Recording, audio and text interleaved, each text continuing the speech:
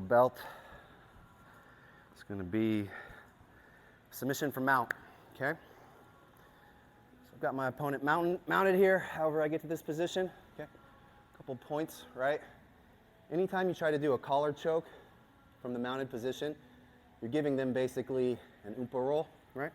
If I'm here, which is how the move starts, I now have an arm that's blocked, right? So theoretically, it's going to be very easy for him to roll me that way, right? And then boom, escape. So whenever you're going for these collar chokes, you need to be real cognizant of that and do the proper technique to keep from getting rolled, okay? So we're going to start the move out like this, just like collar choke from guard, right? I'm going to open the lapel, shoot my hand in deep, try not to pinch their skin. Shoot your hand in deep, knuckles to the mat, thumb to the back of the neck, get a good connection, okay? Realizing that he can roll me that way, I'm going to spread my knees and sink my hips and put my arm out on this side, okay? It's like an outrigger on a canoe. If he goes to roll me that way when I'm out here, it's going to be hard because all my weight's over here, okay? But I got to get my arm to this side to choke him, okay? So what we're going to do is we're going to keep our hand on the mat and we're going to slide it over, okay? Now if he goes to roll me that way, I've got my arm there, okay? Once I get to here, he's going to know a choke's coming, right? So he's going to be hiding his chin. I'm going to take my arm and use my elbow to turn his head and lift his chin. Okay, and then I'm going to get a grip on the shoulder fabric of his gi, or if I can get my thumb in, cool. Either way, I just need to make a connection here.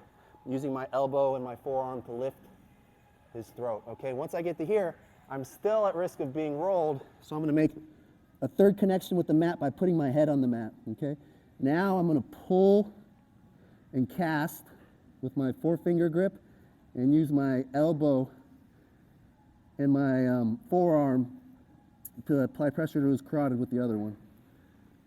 Okay? You want to sink your hips down as you do it, right? So we get the grips, sink our hips, and apply that pressure.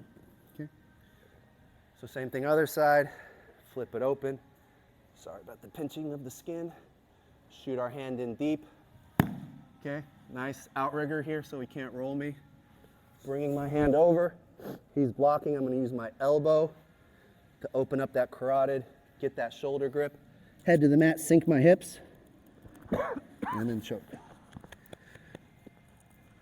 Sorry, buddy. You okay? Oh, yeah. You want to swap out? I'll do someone else. You're good? Okay. James, you want to do one? Yeah, let's have James go for a ride. That's going to be better. Oh, shit. Huge spider. Oh, my God. Look at my ass. What's going on there? If we were doing spider guard today, we'd be in good position. Let's get rid of that thing. No spider guard today. Spider smash. No, God. Okay, so same thing. We're here. We're in our good mount position, right? We want to get up under their armpits if we can. Going to open lapel. Come down, knuckles to the mat, thumb behind the head, okay? Realize he can roll me that way, so I'm going to go out here, outrigger, okay? Won't let him roll me.